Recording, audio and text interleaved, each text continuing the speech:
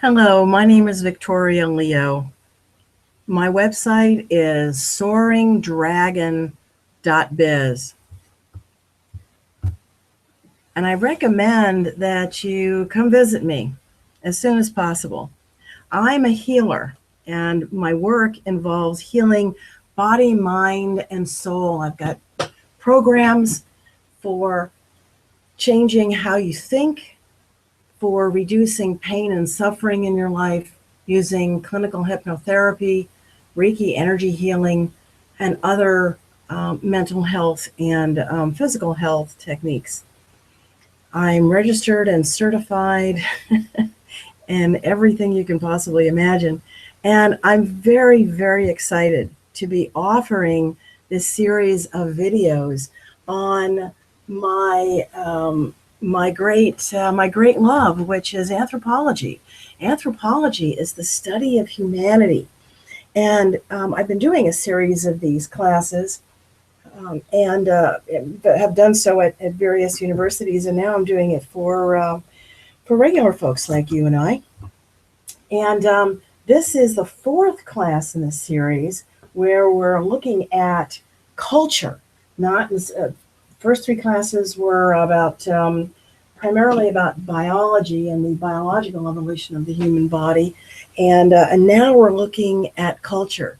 The first video in this series was all about how cultural anthropologists do their work, and now we're going to look at two of the main subjects that a cultural anthropologist will look at when studying a culture.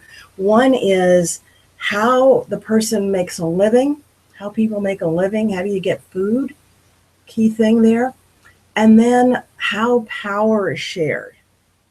I recommend that you go listen to Anthro was Fun 4A before starting in on this one. So welcome. I'm so glad to be able to share this exciting and fun subject with you.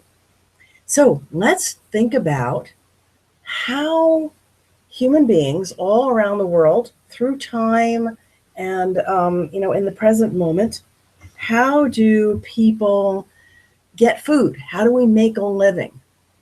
Right. The fourth bullet there on the list is make something other people want and then trade for food. And that's what you and I do if you and I live in a traditional market economy, industrialized culture. Okay.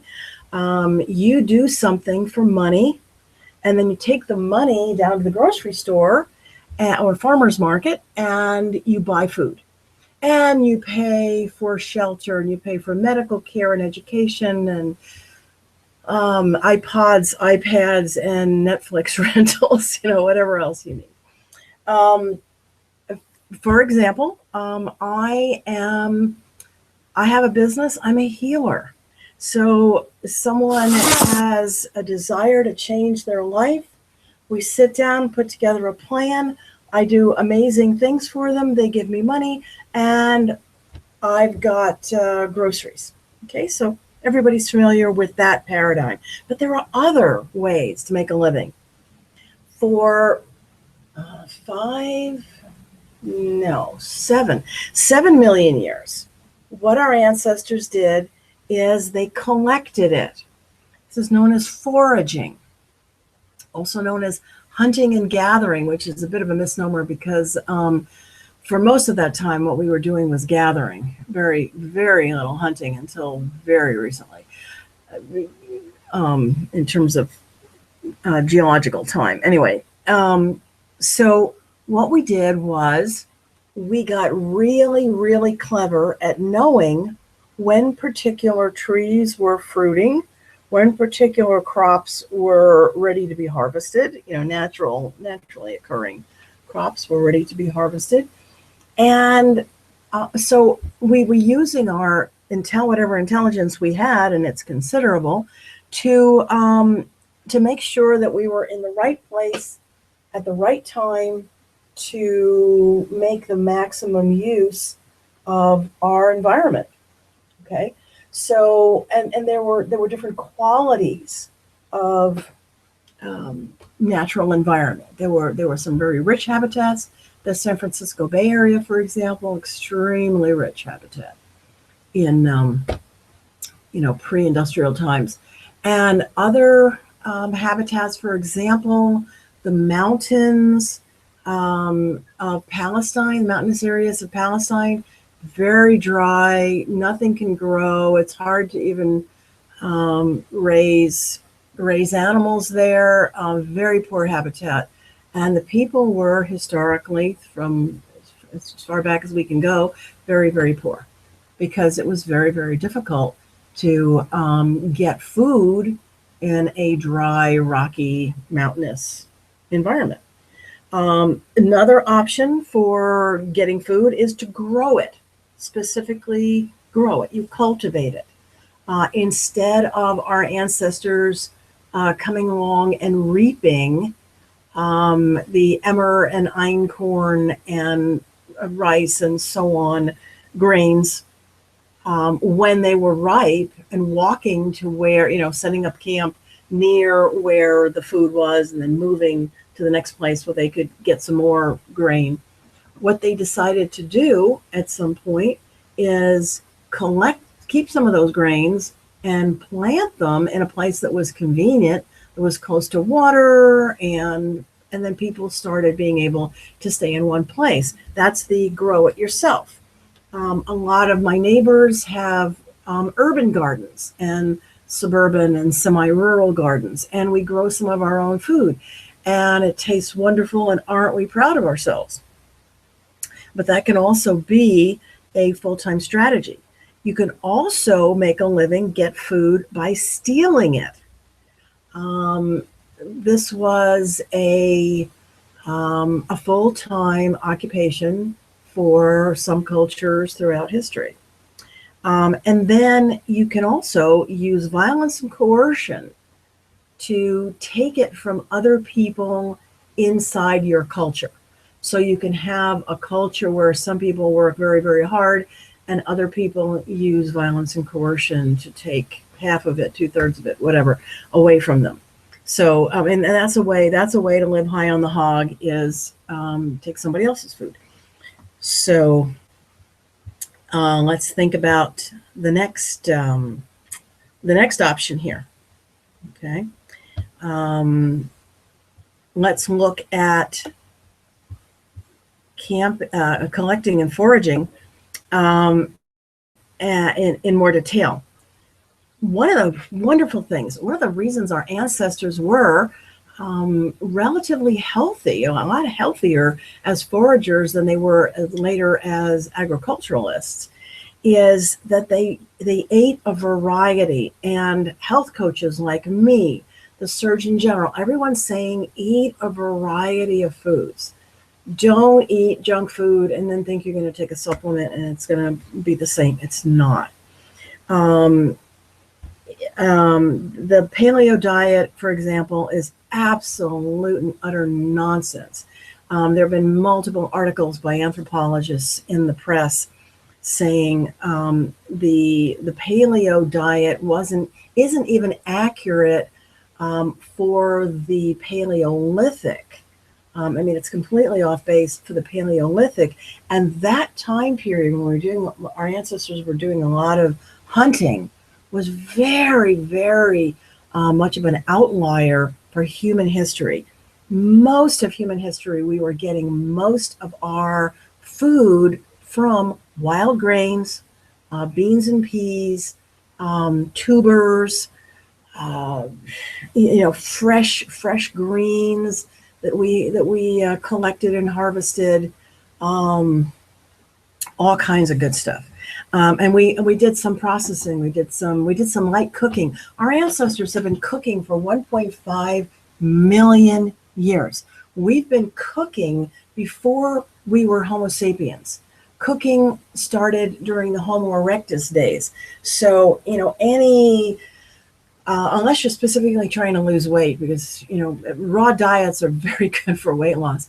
But unless you've got some other medical advice to do it, A 100% raw diet is another one of those completely nonsensical things. So what our ancestors did, and what the 19th and 20th century foragers, hunting and gathering cultures like the San, the Kung people of Africa, South Africa, for example, would do is they would set up a seasonal camp in one place and then move to another one. The native people of the Pacific Northwest, for example, when the salmon were running, they would move their camp to by the side of the river and collect salmon and smoke it and so on, so that they would have food year round from the salmon runs. And people in the San Francisco Bay Area, during the summer they'd be in one place, and during the winter they'd be elsewhere where the food was. Okay, so we had the earliest cities were in rich river valleys. Human culture is all about water, not just fresh water, which of course we need every day for drinking, but we also need it for cooking. We need it for waste disposal. We need it for transportation. If you're going to be trading, if I've got an awful lot of one kind of product, some one kind of food or whatever, and you've got some raw materials that I can use for tools, I'll trade you. I've got a lot of food. You've got a lot of great materials.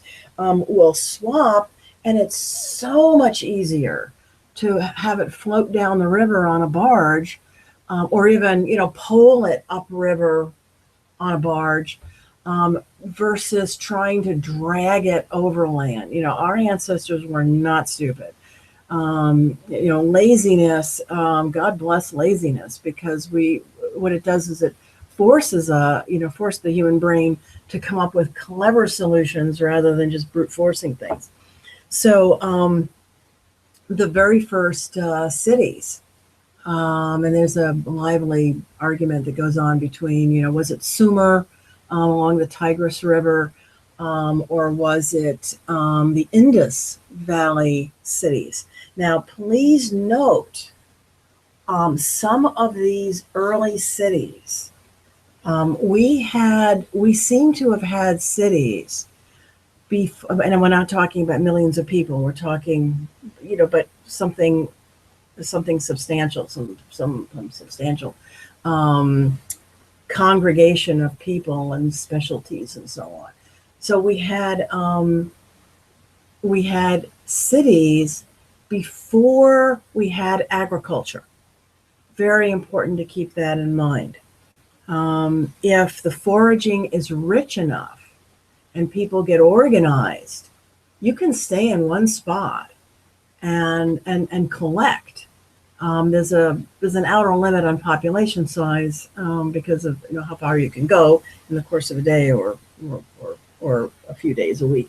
But now, in order to make foraging work, you needed to have population control, because the environment can only support X number of people. The human population is growing wildly at the present moment, and we are overtaxing our environment. People are cutting down every vestige of trees and natural environment that they can get their hands on, to solve the immediate problem of how do I feed my 5 children, because we as a species have not embraced the let's just have 1 or 2 children idea for cultural reasons. This is a massive cultural issue. So, but as collecting, because collecting relies on relatively light population, the way people organize themselves is in something called a band. And we're going to talk about bands as soon as we're done with all this how you feed yourself stuff. But hold that thought in your mind. A band is a collection of between 17 and 37, 38, 40 or so individuals with an average of around 22 people who are related to each other. Now, they may be, it may be a situation where the men stay put and you go get your wife from another band, or the women stay put and you go get your husbands from another band. But everybody will be related to everybody else by either DNA or through marriage. And the food is shared. The everything is shared. So we can say that it's egalitarian in terms of how power is shared. So let's think about another way to get food. All right. And that is what we call horticulture.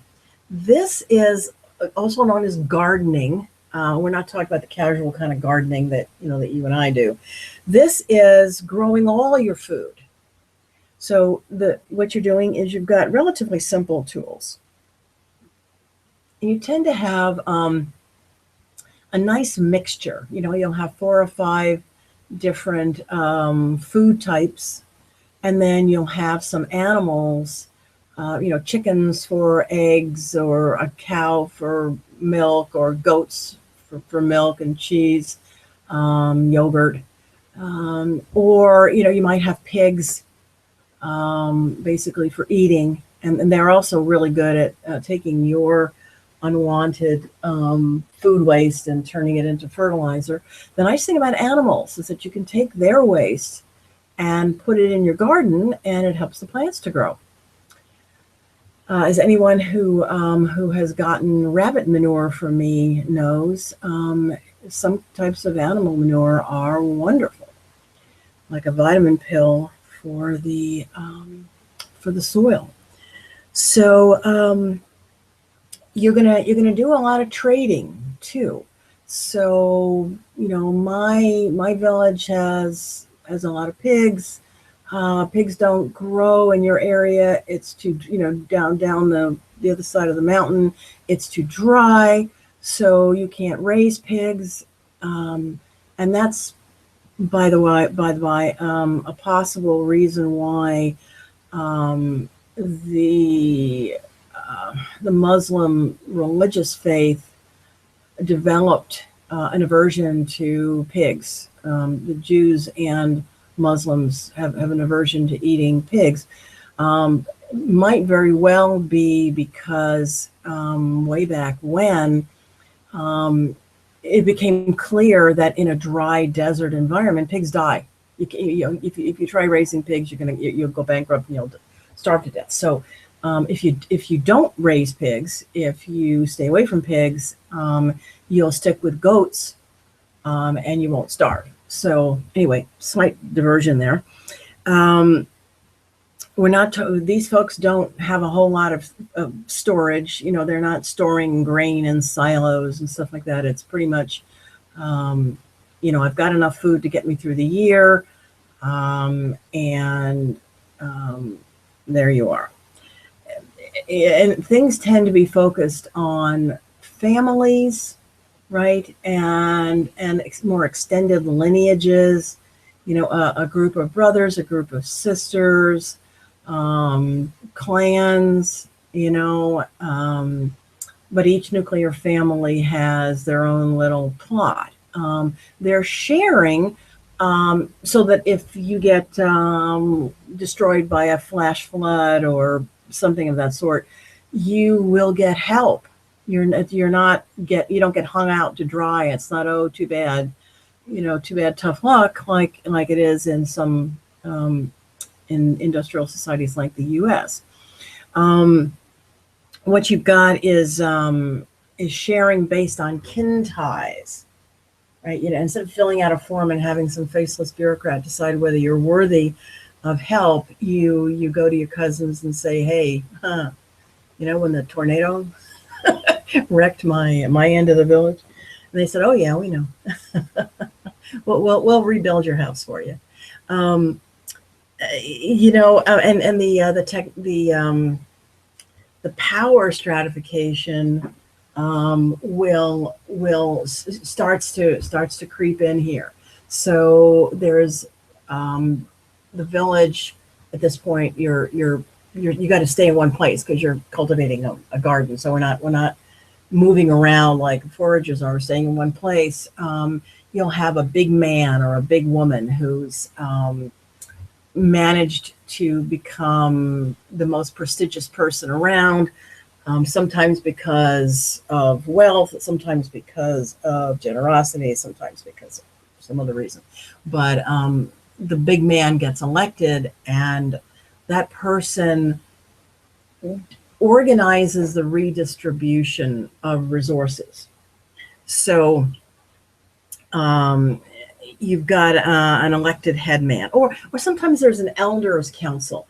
And if you want people to do something, if you got somebody whose pigs are constantly getting out and wrecking everybody else's garden, you don't put them in jail. You engage in persuasion. You may engage in ostracism. You may insist on restitution. And if they're constantly in restitution mode, they're gonna starve to death. So that's the way things get done.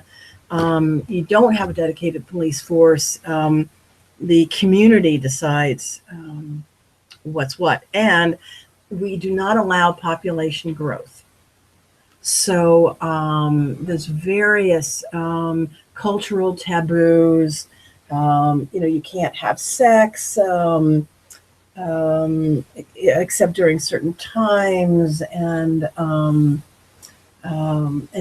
babies are nursed for 2.5 years, to space out births and so on. Anyway, and then with agriculture, what you're doing is you're saying, let's all get together and cultivate as a group instead of individual family plots. Let's have these big fields and have us all work in the fields, right? Multiple people working in the fields. Started out as subsistence, and now a lot of agriculture is cash crops. Central America growing a lot of bananas for export. People are not living on bananas locally. They're getting cash for their bananas and then buying food.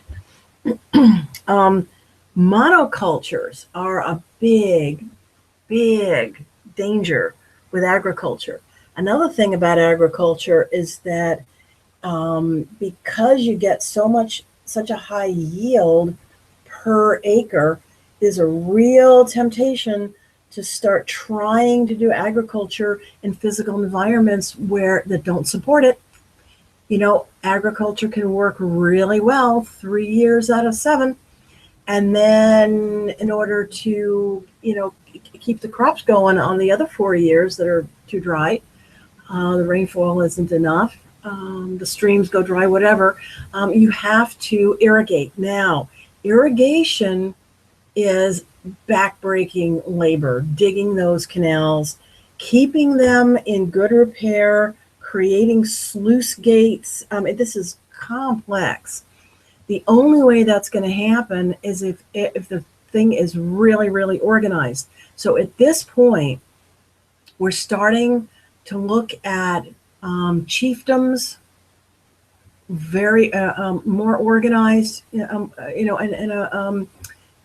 some people are clearly in charge and other people are providing the labor, or a state. A state is the most stratified way of doing things. The US, Western Europe, Japan, blah, blah, blah.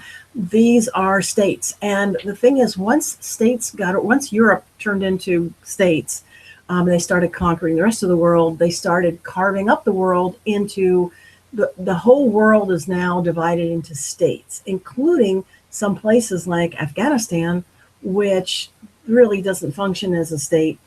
It's organized by tribal groups, and it works very well as a confederation of tribes. It really doesn't work as a state, but that's a discussion for for later. Um, what what happened with agriculture is an elite grabbed power, and you started having the first empires. It's a fascinating subject. I wish I had more time to talk about it here, but this is the the quick and dirty version of the subject. Um, the for YouTube, but population increase is a good thing because agriculture. This is where the whole thing about large families got started. Um, the reason people in an agricultural environment love large families is frankly because they're going to put the kids to work. 3-year-olds were doing productive work for the family. By the time you were 6 or 7, forget about, sitting, fishing in the fishing hole. Nonsense. Um, you were engaged in hard physical labor. You were weeding. You were slopping the hogs, and you were feeding the chickens, and you were collecting the eggs and milking the cows. And you had hours and hours and hours and hours of work. The adults couldn't do that stuff because they were out there doing the heavier stuff. Um, so, that's the whole romance of large families.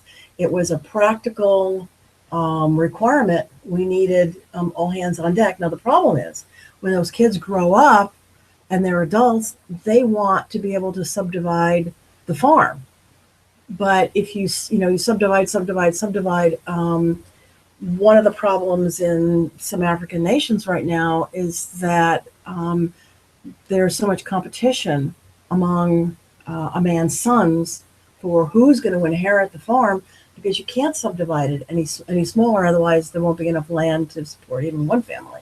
So there's a lot of younger sons that then have to go to the city and try to find a job for wages, and there aren't enough jobs, and so forth and so on. So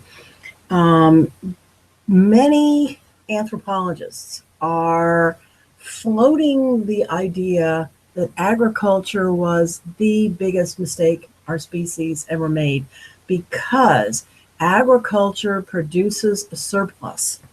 And it's when you've got a surplus, a non-perishable surplus, generally grain, that's a resource that some small group of people can grab. And that was the source of the beginnings of inequality, the haves and the have-nots. It's not an intrinsic part of human nature. It's a natural result of the surpluses created by agriculture. Fascinating topic, but no time for it now. Next way of making a living is, instead of working hard, you work hard at warfare, which is you steal it. There's an ongoing theme in human history of the people in the rich river valleys, and then who are working and developing a surplus, right? They're engaging in agriculture, and the herders, folks who are raising animals in poor land up in the hills, the poor cousins up in the hills, and they are angry because somebody else has riches and they're just scraping by, and they say, the heck with this, we're going to go steal it, and they become professional raiders.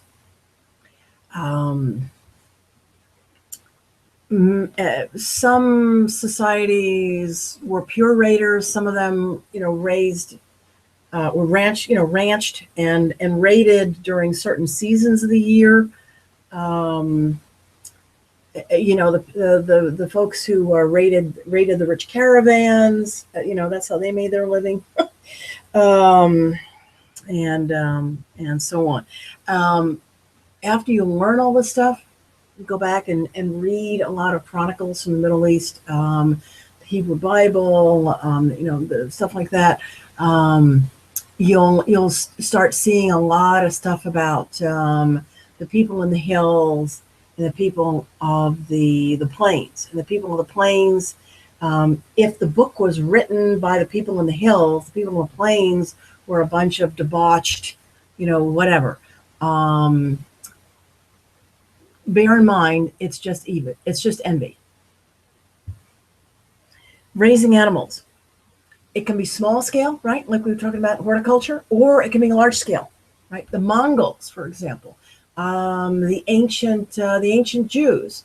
They were living up in the hills. They were raising animals. Read all those Bible stories, and it's all about somebody was there. There was a drought, and the animals, and somebody was acquiring a wife and paid 6 lambs for his wife, which by the way was a dowry, bride price, either a dowry or a bride price. But it's and Jesus, all of his stories are about shepherds and little lost lambs, and it's very, very much of a pastoral um, um, animal raising thing. Um, the thing with animals is that you can't just leave them in one place unless you're going to feed them, oats. And these folks had to move around because the goats would eat up all the available whatever, and then you'd have to move them somewhere else, or the sheep. So these folks were constantly moving, and they had their property were animals which are movable, so you can steal them. It's a heck of a lot. It's a lot easier to steal 6 lambs or 10 sheep than it is to try to steal somebody's wheat. It's just not. Anyway, you can make something and then trade, which is what we do now. As human societies became more populous, as they transitioned from horticulture to agriculture in those rich river valleys, right? And the transition to agriculture happened because of population pressure. Horticultural people found themselves in a land of milk and honey, and they started having too many kids, and then whoops, we need more food. And anyway, that's how agriculture developed. But what happened, as a surplus started becoming a regular feature, some people were able to set up shop as specialties that didn't raise food. So I could be the metal worker and jewelry maker and that skill. I could focus on making wheels and building carts and furniture and stuff like that for people who would pay me in food. So I'm not out there growing my own food. I'm making something, and then I'm going to trade it for the food that I need. Okay. Other kinds of specialized skills. And in some cases, one village could control a key resource. Metals, copper and tin. The people of Cornwall made a nice living because they were one of the sources of tin for the Phoenicians. And some people became traders. The way they made a living is they actually used either a barge or domestic animals, horses and so on, to move things from here to there, and they would take a percentage for their labor, which they would then, that's how they would feed themselves. I'll transport your grain for 20% of the total. Millers would grind flour. People who owned a mill on a stream, they would use hydropower to push the millstone around. It was standard.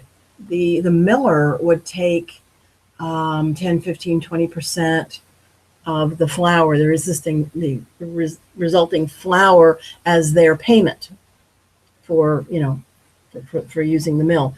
And then, of course, they would either make bread out of it or make bread out of some of it and trade the rest of it for vegetables, blah, blah, blah. So.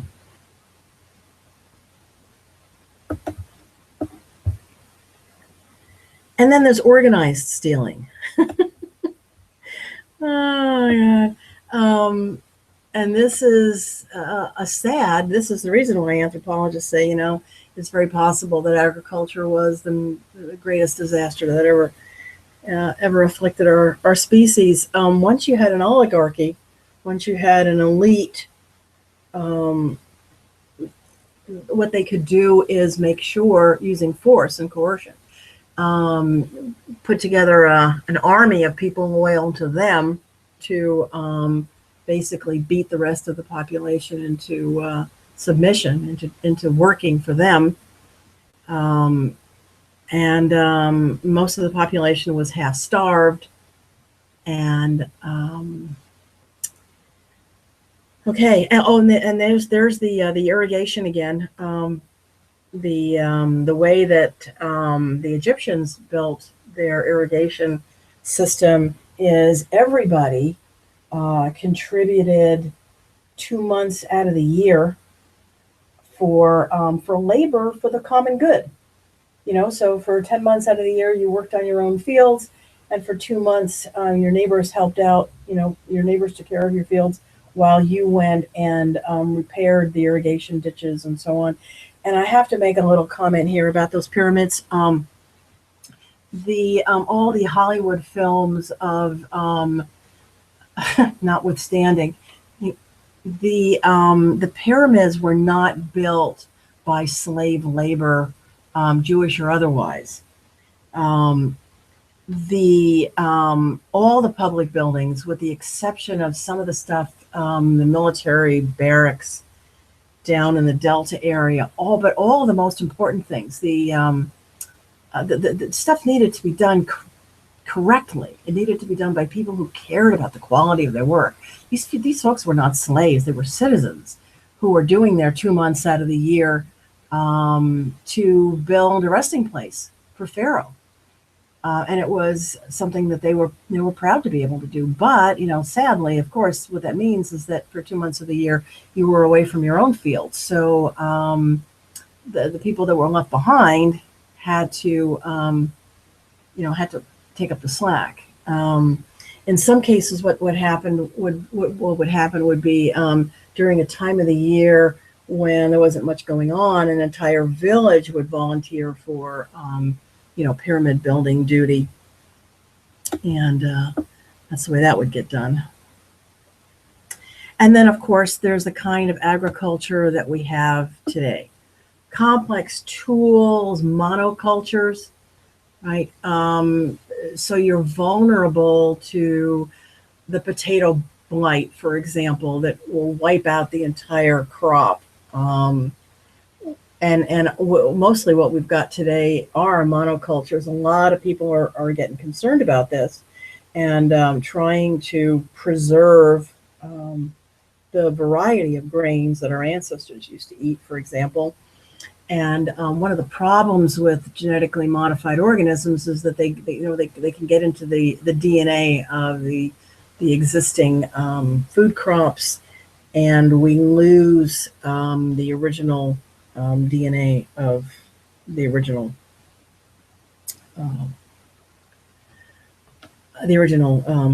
plants. The thing about factory farming is that it needs a lower workforce. You don't need as many people. It's not so labor intensive. So we don't need big families anymore. Um, and I mean, a lot of the people, 90% of the people who used to make a living in farming got shoved into the cities where they provided, because they were desperate for work, they provided a nice cheap workforce for the Industrial Revolution. And, you know, moving on into today's world, same thing happens. Less nutritional diversity. When our ancestors went from horticulture to agriculture, the average height of Europeans dropped by at least half a foot. I wish I were kidding, but I'm not. The archaeologists, biological anthropologists looking at these things can see a really significant drop in the quality of health, quality of nutrition. One of the problems with having this intensive and having agriculture in general is you can have the crop get wiped out, right? So you can have starvation. Our ancestors may have developed the predilection towards diabetes because people with a thrifty metabolism were able to get through periodic starvations, periodic disasters.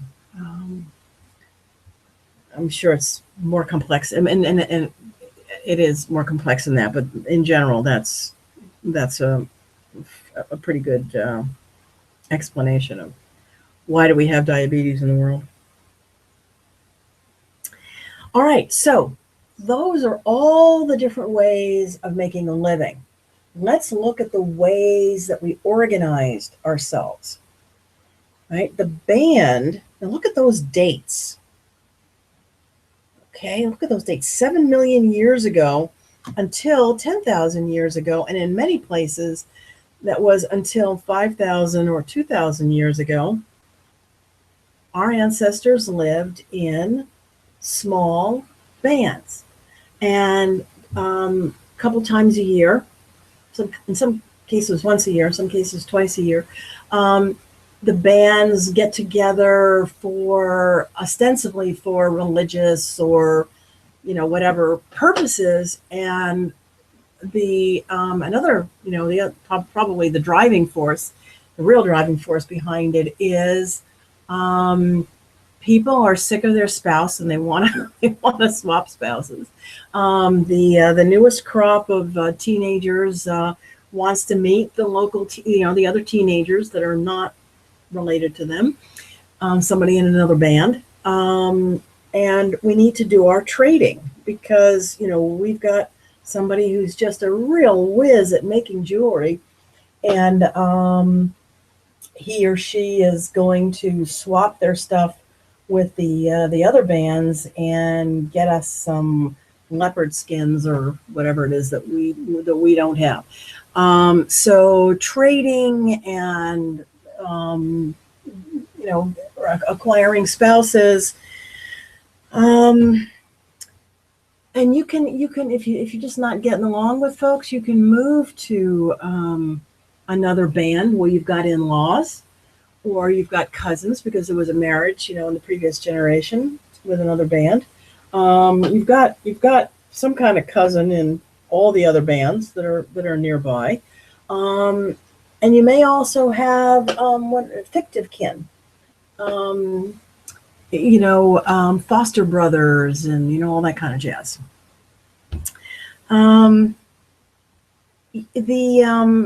At the band level, you don't have a lot of dedicated tasks. I talked about the jewelry maker, but the jewelry maker is generally doing that in addition to the basic subsistence stuff that they're doing, gathering and so on. You can have a shaman, you can have a part-time medical / spiritual practitioner but they're generally part-time. They're generally doing that in addition to their subsistence.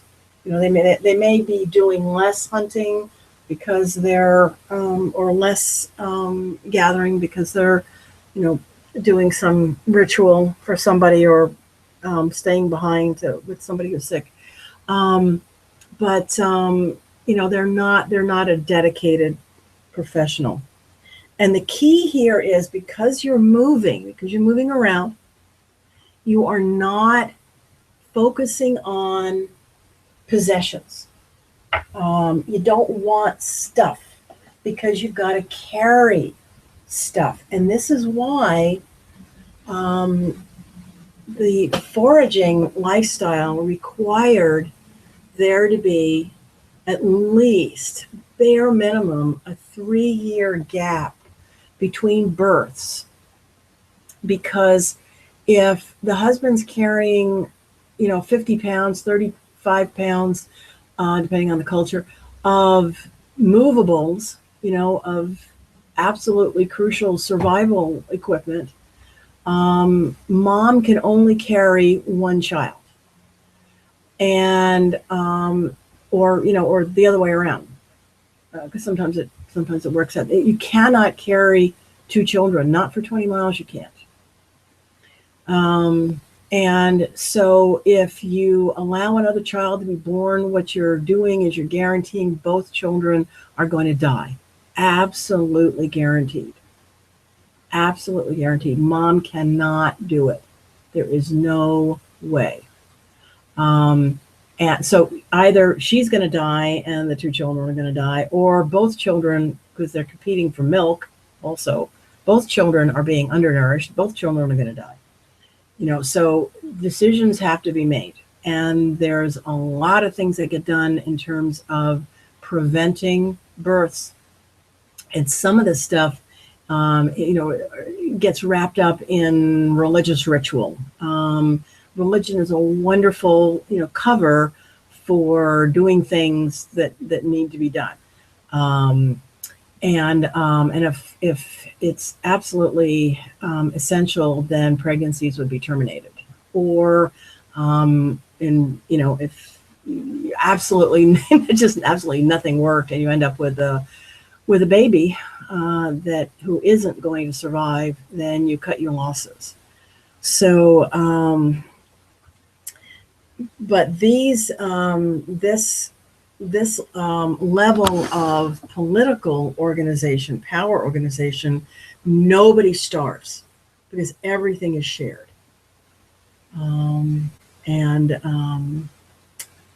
Including power, including decision making. Somebody's really good at one thing, they lead the group when you're honey gathering. Somebody else leads the group when you're going after hunting giraffes. Somebody else leads the group when you're taking on, some other task. So whatever you're good at, you get to lead. And how do we know all this? Ethnographies. We talked about this in the last class. We've studied foraging groups. And that last sentence there, modern hunter-gatherers, meaning, when people started exploring 19th and 20th century, 18th century, we found hunting and gathering in the really poorest habitats. I mean, the Namibian desert, for heaven's sake. We don't really know for sure 100%, except through hearsay. People say, oh, my ancestors did blah, blah, blah. Or, when people came to a rich environment like the San Francisco Bay Area, people were foraging when the first Europeans arrived. So we know what foragers are like in a rich environment. And it's different than it is when you're running around in the desert. Stratification in terms of Weber, okay? There's no political, there's no economic, there's some prestige stratification, right? You can earn respect because you're really good at something. and people respect you for that. They let you lead the group in that activity. And the second bullet there, very sad, nations, because states are all about power, and they're all about control, and they're all about coercion. That's the way we do things. We don't persuade people to not drive 90 miles an hour on the freeway. We coerce them. And I'm not saying this is a bad thing or it's a good thing. I'm just saying, you know, it is what it is. But states don't like foragers wandering around wherever they please, crossing national borders. And besides which, even if they're not crossing national borders, they don't like people that don't have a fixed address. They want to educate the kids, which means inculcate them in the culture of the nation state, not the indigenous foraging culture. They want to capture the hearts and minds of the next generation. They want to force them to sit in one place and farm or get a job. So now, bands started to coalesce into groupings of bands when people started staying in one place, doing intensive foraging, for example. The people of the San Francisco Bay Area, rich environment, they could stay in one place. They could have 2 seasonal camps for summer and winter, and just go between those two camps. And you know, they were settled, and they could have a higher population density. So bands started coming together to create larger kinship groups called tribes. Okay? You tended to marry within your tribe, but not within your clan. So not people who were more closely related to you, people who were a little more distantly related to you. And leadership in a tribe is a combination of heredity and election. So, for example, Nelson Mandela was actually a chief of his tribe by birth, but if he had been a jerk, he would have not been confirmed in that position. So, the chiefdom and the tribal, excuse me, I'm confusing. I'm confusing you by using the word chief in this context. So let me say tribal leader, or collection of elders. In a lot of tribal societies, you've got all the elders get together, the elder men and then the elder women, and that's how decisions get made. And again, it's by persuasion for the most part. Although a tribal council may say, you know, you killed Bob, you and your clan have to pay compensation, blah, blah, blah, blah, blah. So, you know, there's a certain amount of law and order that's being promulgated from this council of elders, but for the most part, you know, things get done by persuasion. How does a tribe fit into Weber's framework? Well, we still have very little economic stratification. There's a lot of prestige stratification. You know, the tribal, being one of the tribal elders. You know, of course, you're not invited to the elder council if you're a jerk.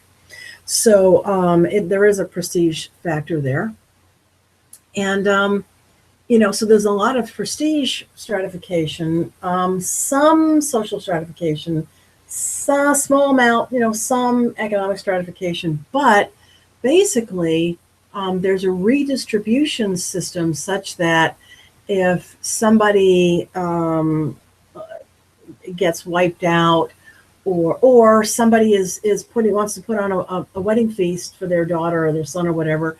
Everybody chips in, right? It's not just on you. So and you can find tribes doing ranching, raiding, depending on, those are both things that happen in poor environments, and horticulture. Usually, when you make a transition to agriculture, you're all because you need more organization. You're gonna make a transition to something called a chiefdom. And again, what we're doing is we're taking the pre-existing structure, those tribes, and we're having a bunch of tribes that are all linked by kinship. We've got either one person or a council of chiefs, a group of chiefs, who get together make decisions. At this point, we could be talking about thousands of people. It could be a large area, right? The Iroquois Confederation, for example, qualifies as a state, but each one of those individual tribes was actually a chiefdom. The problem is that the vocabulary that scientists use and the vocabulary that just gets bandied about in ordinary conversation is frequently not the same. Anyway, so you are your chief until you and again, people in Europe understand this better than Americans. Until and unless the chief runs into a vote of no confidence. So, like in the House of Commons, or Canadian or British or whatever, or New Zealand or whatever, blah, blah. The legislature, right, in those states, the prime minister only leads the country because his political party has the confidence of the legislative body. In the same way, if the chief wants to go to war and nobody else does, he's going to be out of a job. If he doesn't want to go to war and everybody else does, again, he's going to be out of a job. And not just with respect to war, but with respect to anything. You don't throw the chief out for trivial reasons. It has to be a series of bad decisions over a period of time, but you can have a vote to replace the chief with someone else. Many times there are chiefly families, like for instance, Nelson Mandela, his family was a family of chiefs. But again, there's an election for who do we want? Do we want this person's eldest son, youngest son, younger brother, older brother, nephew, blah, blah, blah. Who do we want? Or daughter, granddaughter, niece, nephew, to inherit the position.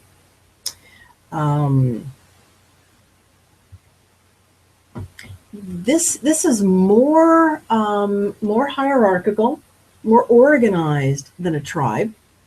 The chief is the one who makes the redistribution decisions, and there's possibility for abuse here.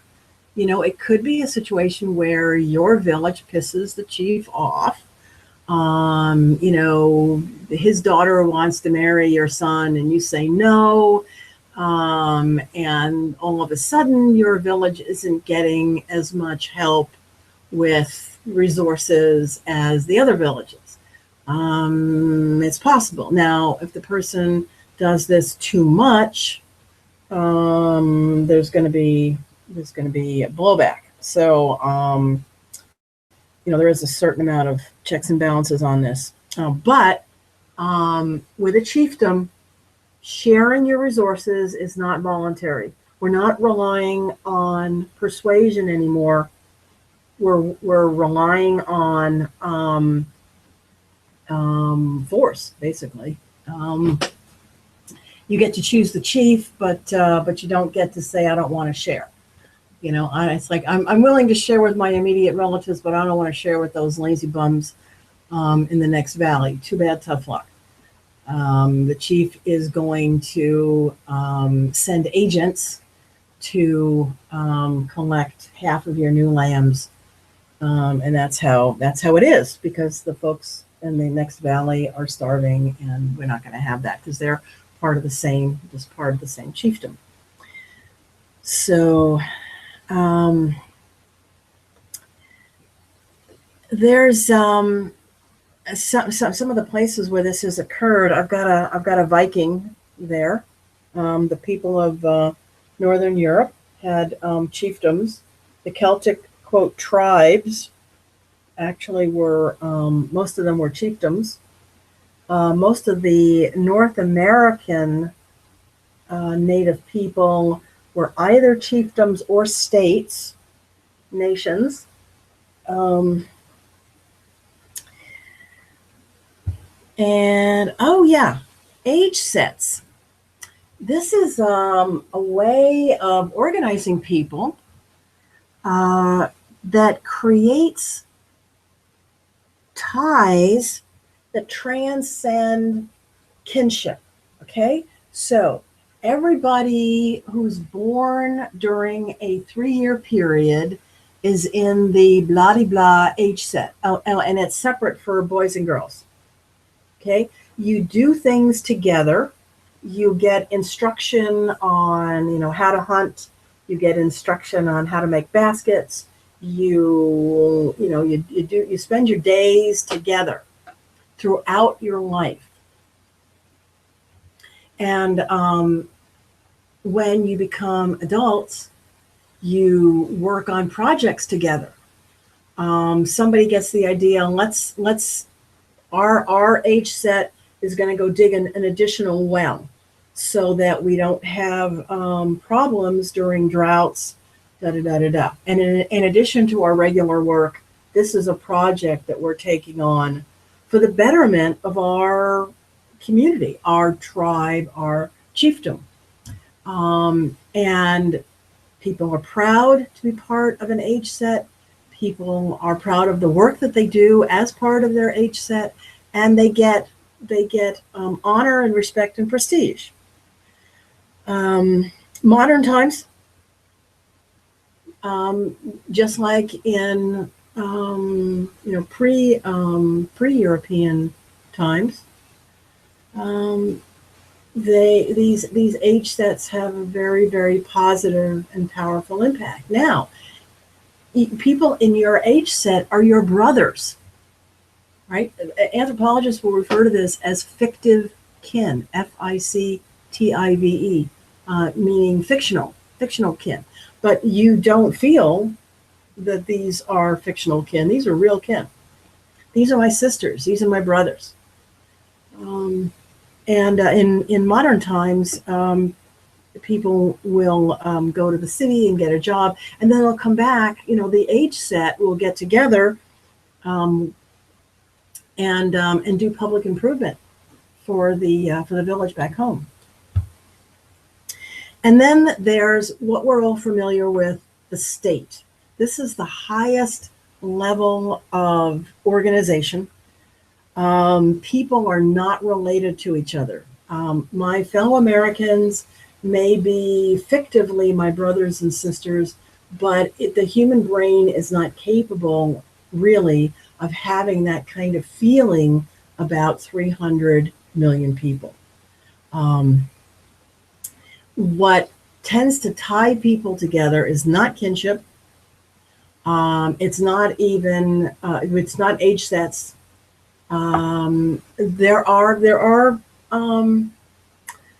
There are differences in places like the South, the Midwest. People have a very strong sense of place and a very strong ties to their town, but even stronger ties to their nation, right? We're Americans. or we're Canadians, or we're British, or we're Japanese. We coalesce, we got a strong identity around our ethnicity, skin color, right? Race, religion, right? That can be more important than anything else. It usually doesn't transcend national identity. Um, we like to pretend that it does, but it really doesn't. National identity really um, transcends everything else. But political ideology is more important than kinship in a state. It's a very impersonal. Things don't get done because you know people, because they're related to you. Um, Things get done because you're good, you're charming, you're good at manipulating people that you don't know. This is all about, we're in stranger culture, and some industrial nations like Japan still have very strong family and kinship affiliations. And in the US, for example, or Britain, it's all about your job and ambition and getting ahead financially. It's all about money. But a state, one of the ways that states work, and hegemony theory actually came, oh God, what was his name? Gramercy, from the 1930s. Hegemony theory says that what the elite will do is they will constantly use their control of mass media and the institutions to constantly say things are fair, things are fair, things are fair, things are fair. So that the the 99% will continue blaming themselves for the fact that there's very strong inequality in the society, instead of seeing the situation clearly and saying, we've got an elite that is soaking the rest of us, and this is not good. So now, not all states are as highly unequal as the US and Britain. The Scandinavian countries have a very low levels of inequality. Japan, the Netherlands, all the European countries are better than the bottom of the barrel US and Britain. So you don't have to have extremes of inequality, economic inequality, power inequality, in order to have a state. But it does make it possible. It makes it possible because states rely on coercion. We have armies, we have police, we have laws, and that apparatus can be captured by an elite and perverted so that it's not fair. The armies are used, the armies of Sumer were used to try to conquer the rest of the Middle East. Assyria, the Hittites, the Egyptians, all that history, all these armies, these were states that were fighting with each other. War came about when chiefdoms became states.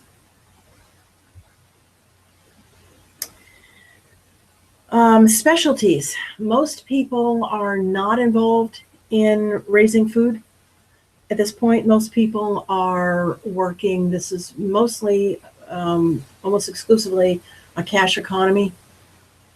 So, and looking at the evolution of states, this is one of the things, a nice picture that I was talking about. Agriculture allowed states to arise, inequality to arise, States became empires. Empires created wars because one of the, instead of growing food yourself, you can take all your extra young men, train them to be soldiers, and then go out and steal somebody else's. I mean, that's basically what human history was all about for thousands of years. People stealing other people's food and also enslaving each other. Slavery was something that arose again from agriculture. When we started to have an elite, we started having slaves. And I talked about this earlier. When Europe developed states and then Europe conquered the rest of the planet, the problem with not being in a state, states have borders, and they have border control, and they have armies that can enforce their borders. Tribes and chiefdoms don't have standing armies. So if you've got a state right next to you and you're not a state, they're more organized than you are. They're going to conquer you. I mean, that isn't even under discussion. That's what has happened every single time in human history. So you have to become a state to protect yourself. And then in order to keep a state going, you have to become aggressive. You have to try to steal somebody else's stuff in order to keep pace with your own population growth. Okay, and we talked about wars. And the second sentence there, most of the wars of any century, pick a century, any century, that seem to be about religion or some kind of ideology are always really about economics. Every time you let historians and anthropologists loose on something that's supposedly about ideology, there's always an economic driver. So keep that in mind when you're evaluating current events. Second bullet there, bands don't fight with each other. Tribes raid, but they don't fight wars. Why? Well, because you don't have people who are dedicated to something other than subsistence. The problem with armies is that they have to be fed. They have to be fed and they have to be paid a salary, which means you can't have an army just sitting around. You got to do something with it. You've got to use it to go conquer your neighbors. Right? Is war an inevitable result of a certain level of social or economic complexity? Some people will say yes. Some people will say no. Because of the next bullet. You could have a state surrounded by other states that have all decided to make nice with each other. They've decided that it makes more sense to keep people focused on being productive, growing food, manufacturing whatnots, designing the next big thing, and if we all reduce the size of our army, then we don't have that overhead, for military budget. We can divert all that money, the peace dividend, right? It's possible. When you've got excess population, when you've got a lot of young men who can't get jobs, the military, the Army, Navy, Air Force, Coast Guard, etc., looks attractive because somebody's going to feed you. Somebody's going to pay you a salary, right? So some anthropologists have said, the real problem in the world today is excess population. In fact, one of the problems looming in Asia today is the existence of female infanticide. In India, sex selection, pregnancy terminations, aborting female fetuses left, right, and center. And in China, waiting until the child is born and then killing it has, over the past, I think it's 20 years, 100 million fewer girls born than there should have been. And the problem is, you've got cultures that are very male dominant. You want to have sons because sons provide for you in your old age. The Chinese government has now instituted a system of old age pensions. So if you've got only one child and it's a girl and she's going to marry and join her husband's family, you're not going to be left bereft. You're going to, you can get an old age pension. There's the whole that lineality stuff that we'll get into in Anthro 5, which sheds some light on all this stuff. But we've got a problem. We've got all these young men who can't get married ever. There aren't any girls. All those parents who opted short-term thinking, which is how the human brain works. Human brain works short-term thinking. I want to have a son. I want to have only boys. Boys, boys, boys, boys, boys. Ding dong. The name of the game is not having children. The name of the game is having grandchildren and great-grandchildren. And if there aren't any wives out there, all your boys are going to die bachelors. Now, there is a lively trade going on, illegal bride imports from Bangladesh. The Bangladeshis are not killing their daughters. So there's plenty of girls over there. So a lot of Bangladeshi parents are collecting a bride price. You lose your daughter's labor because she joins her husband's family, but you get a cash payment, or you get 3 cows or whatever for her, and in lieu of her labor for the rest of her life. And but it's it's not enough. It's not. There's 100 million shortfall, and there are social scientists, not anthropologists, sociologists mostly, are saying there's going to be more crime, there's going to be more wars, there's going to be more social unrest because young men who don't have wives and don't have children don't have a stabilizing influence. They don't have anything to think about besides their own, dissatisfaction with life. And so what happens then is states, right, governments, nations, at the state level, become more coercive, right? Where we have to clamp down on civil liberties because there's revolution and there's unrest, and the fundamental problem is there's too many boys, too many young men. They just get into trouble when they don't have wives and children and families to think about. So the final bullet there, democracies don't go to war with each other.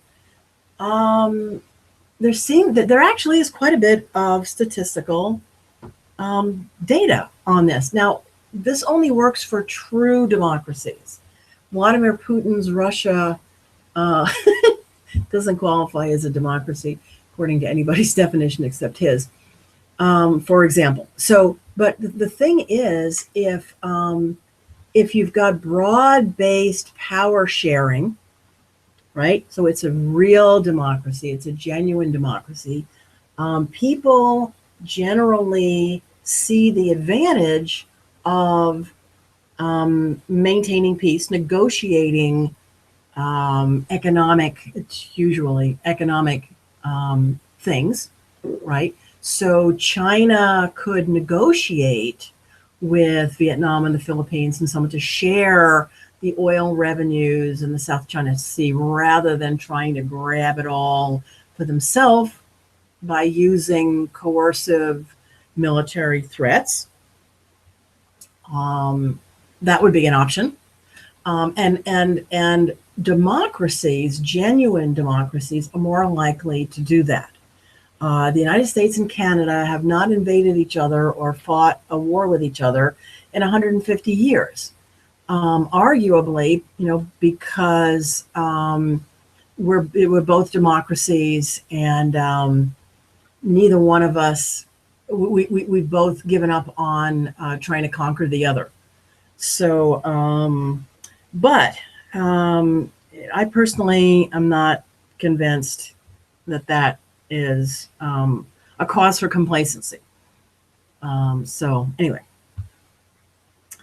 what talked about was agriculture the greatest tragedy in human history. I personally think so. Quite a few people don't even want to open that can of worms. It's too scary. So, all right. And we are going to have Anthro is Fun Part 5 running live in the city of Ashland, Oregon.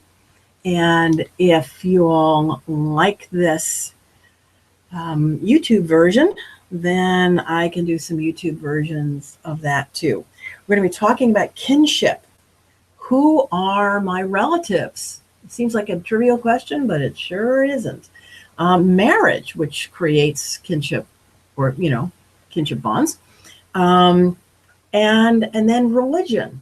What is the purpose of religion, or what are the pros and cons of it? What are the forms of religion that occur around the world? And as always, we're not going to be getting into, my religion is better than yours, cultural relativism.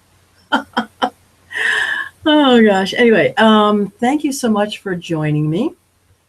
My name is Victoria Leo, and my company is called soaringdragon.biz.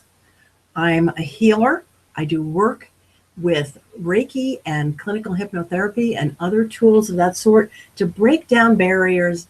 I want people to get from where they currently are to where they want to be. Some people are in physical pain. Some people are in emotional pain. Some people are stuck thinking that they can't do any better than what they're currently doing.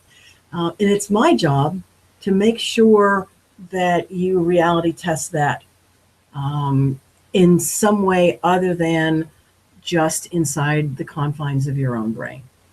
It helps to have a professional to look at that with you. I invite you to email me, ask questions about anything, and do please visit my website, read my blog, and join the Soaring Dragon team. Thank you for your attention.